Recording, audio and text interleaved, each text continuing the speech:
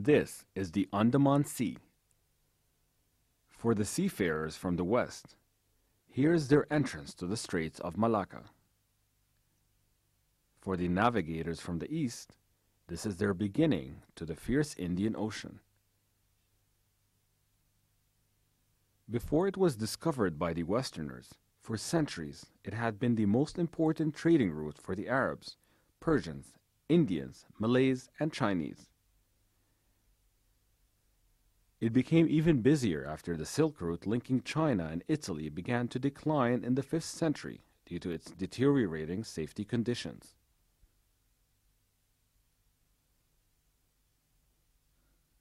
Trade between China and Arabia was said to be at its peak after the introduction of Islam. The diplomatic ties with China initiated by the third caliph was further strengthened by Hisham Abdul Malik, the 10th Umayyad caliph.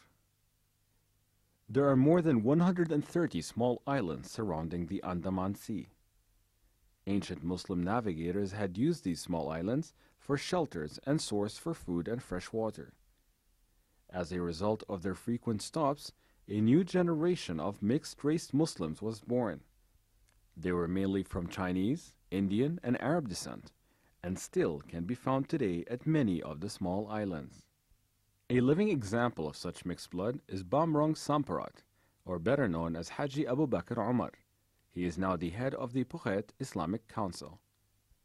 Although these clusters of islands belong to Thailand, the majority of its population is Muslim. There are only 4% of Muslims in this predominantly Buddhist country. Needless to say, boats are the only mode of transportation here. Local people as well as tourists will use the boat service to get to or from the mainland. As the religious head, Bamburang Samparat routinely visits the clusters of islands. He must listen and attend to all the problems the islanders face. Today his destination is Pulau Panji, located in the west. Though Phuket is the main destination for the tourists to this part of Thailand, Pulau Panji would be the destination for tourists who would like to see the other side of Phuket.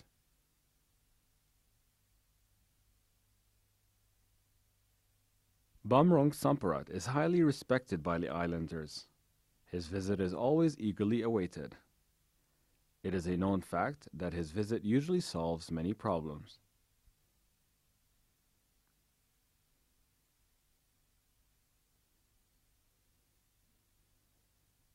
From generation to generation, the islanders have been living with only basic amenities. But that did not hamper them from practicing the teaching of Islam they inherited from ancient seamen. The Panji Mosque, it's the heart of the island. It symbolizes the strength of Islam.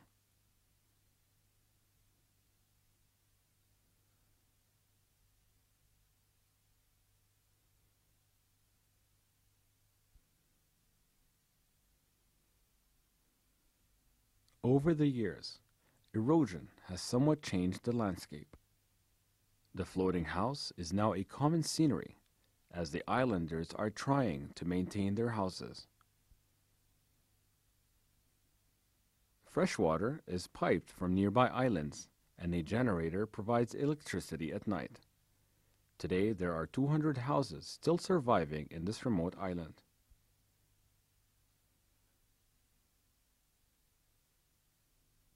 Pulau Panji is often frequented by tourists, as the way of life that goes on here is unique for Thailand. What used to be a side income has now turned into an industry. Handicrafts made from seashells are highly sought after by the tourists.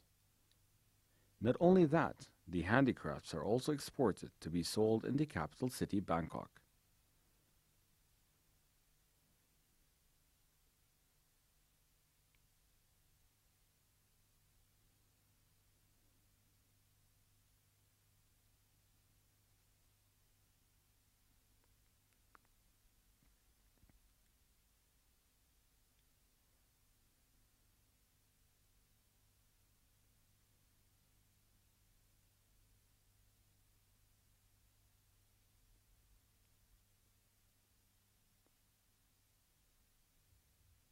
The Islamic Council of Phuket was given the authority by the local government to manage the interest of over 60,000 Muslims around Phuket. And for the past few years, it was Bamrong who has led the council successfully. It is the council's responsibility to ensure all activities organized by the Muslims are in accordance with the teachings of Islam. Every month, public lectures and fairs are held by the religious council. This program has been successful in promoting the brotherhood between the islanders and the mainland Muslims.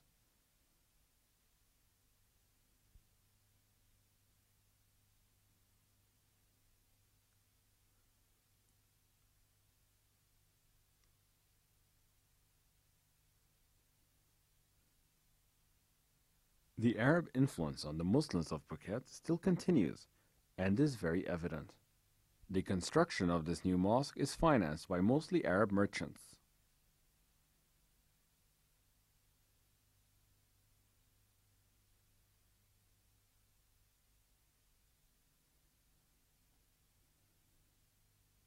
The presence of a strong Muslim community here is a proof that this area was once an important stopover for traders from China, India, and Arabia. The number of Muslims has also increased in the past due to the migration from the people of Indonesia and Malaysia, who also share the same language. 40 kilometers from Phuket, at his house, Bamrong Samparat contemplates his roots. At the age of 67, he wants his children to understand the origin of the Muslim community here, the result of the informal gatherings of traders from Arabia, India, and China decades ago. He himself comes from that root. His father had Chinese blood, while his mother was from India.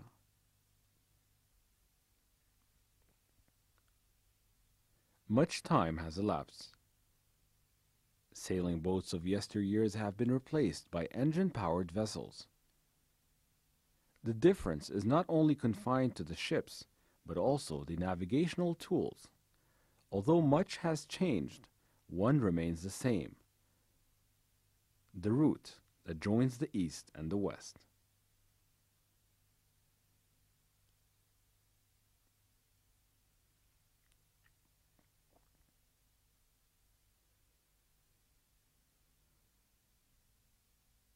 This is Riau, a province to the east of Sumatra Island.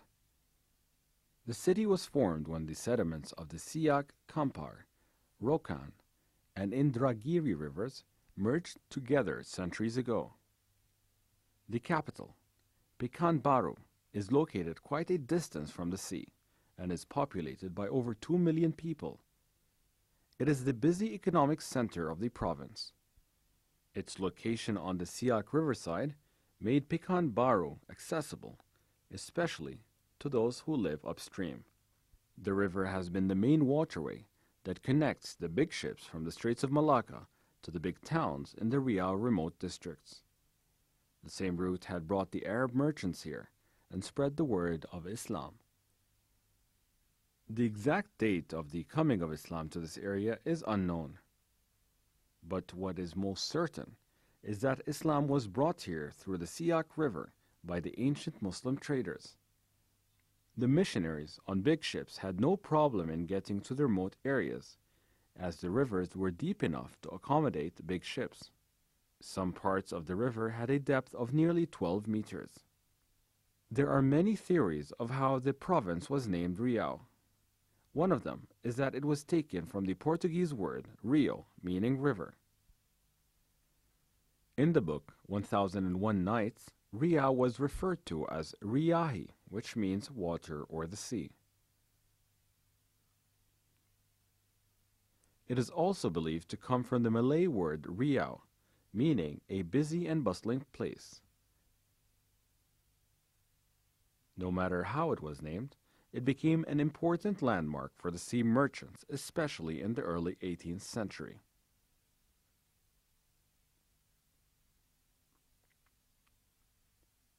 To this day, the river still plays vital roles in the lives of the Riau people.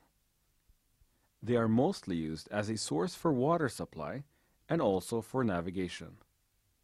Some of the areas in the province do not have adequate number of bridges and good road systems as yet. Thus, the ferries have been the main mode of transportation in this area. This is a common scene here. It is busy, especially in the morning and late afternoon.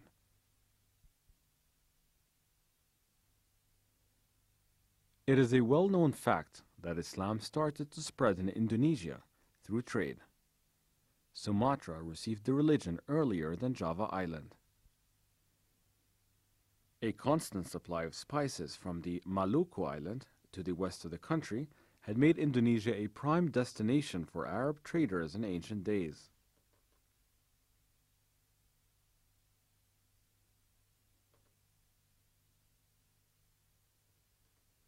Siak Sri Indrapura, a historical district at the Siak riverside. This was the Siak Administration Hall. It was built just a few meters from the river, a clear indication of how important the river was to the people at that time. It was here that the Sultan held meetings, heard and pronounced sentences for cases brought to him. There were two staircases that were very significant in cases tried here. The people found not guilty after the trials were asked to step down from the hall using the steel staircase. On the other hand, those found guilty were sent to the jails nearby using this wooden staircase. Riau used to be under the Malacca Sultanate in the 15th century. It was during the Sultan Muzaffar Shah reign that some of its districts, such as Siak, came under Malacca's rule. During that time, ships that frequented the Malacca port also paid a visit in this area. The trading activities further strengthened the Islamic tie that had already existed. For example, a descendant of the Siak Sultanate, Tengku Badaria, married an Arab trader by the name of Sayyid Osman.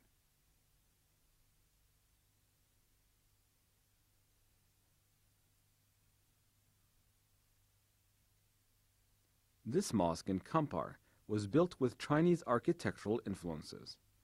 Built in 1901, it was named the Jamek Mosque. Jamek is the Arabic word for public. It took 3 years to fully complete the construction of this wooden mosque. It is not known whether there was already a mosque on this site earlier. But what is certain is that the site was originally in the center of the marketplace. The mosque relies on beams to hold the important parts together. The 13 pillars in the middle of the mosque signifies the 13 villages involved in the construction of the mosque. The prominent Chinese architecture and the use of Arabic word to name it clearly shows that traders of those two countries had come and stayed here for a significant period of time.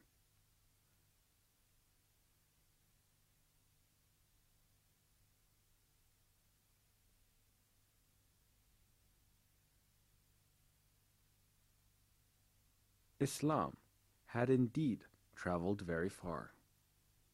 From the deserts of Arabia, it was successfully spread by the sea merchants to every corner of the Malay archipelago.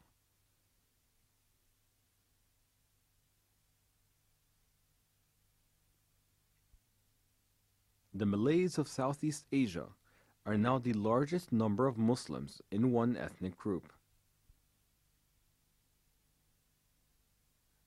When it first came, Islam spread like a fire in Southeast Asia. Perhaps it was because of the Malay culture that highly valued the religion the ruler chose. The palace was the heart for the spread of this new religion.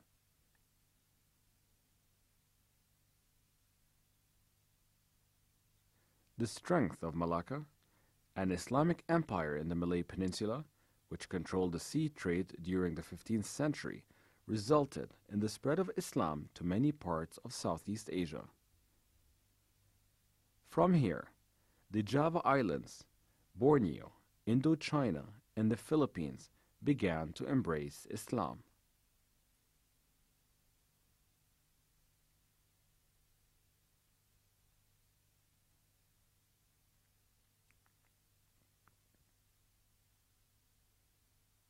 However, it is significant that Islam had never been spread through force.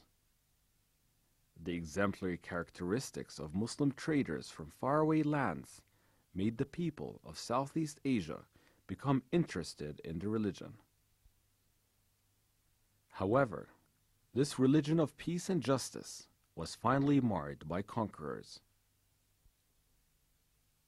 Malacca, one of the most successful ports of the 15th century, succumbed to foreign hegemony. It fell to the Portuguese in 1511. And all landmarks pertaining to Islam, including the palace and mosque, were then destroyed. In the island of Java, the doors of the Sultanate were forced open by the might of the Dutch conquerors. Colonized for more than 300 years, the Java Sultanate is now gone forever. In the name of spice and trade, Western powers came and went. Extraordinarily, during the hundreds of years under colonialism, not a single Muslim had embraced the religion of the conquerors. Interestingly, the foreign powers may have acquired the land and ports, but they never conquered the hearts of the Muslims of the Malay archipelago.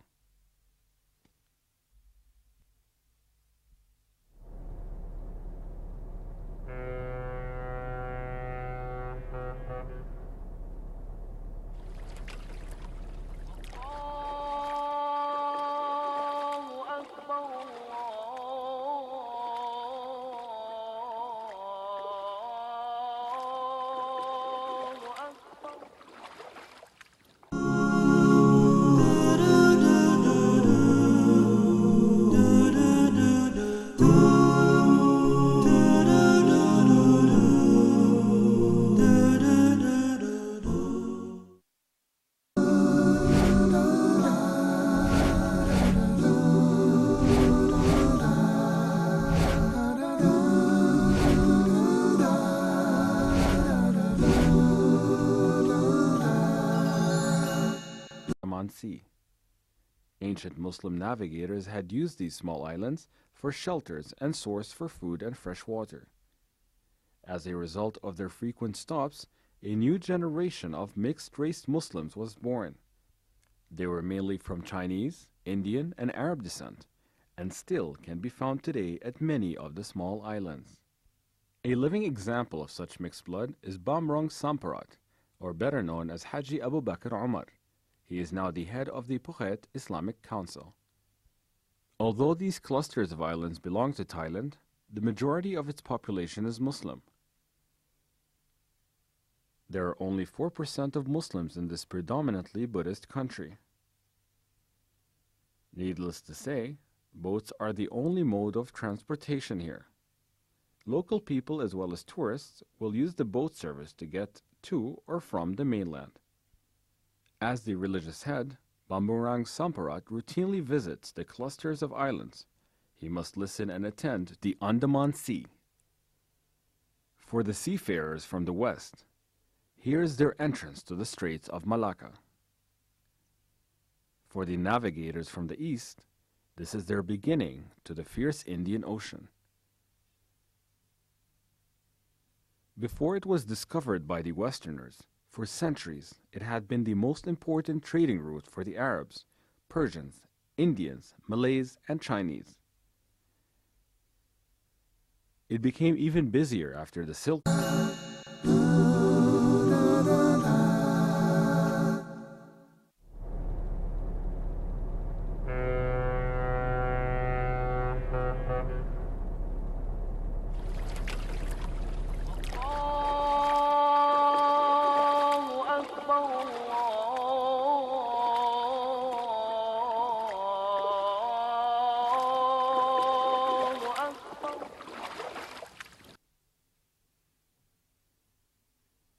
This is the route linking China and Italy began to decline in the 5th century due to its deteriorating safety conditions.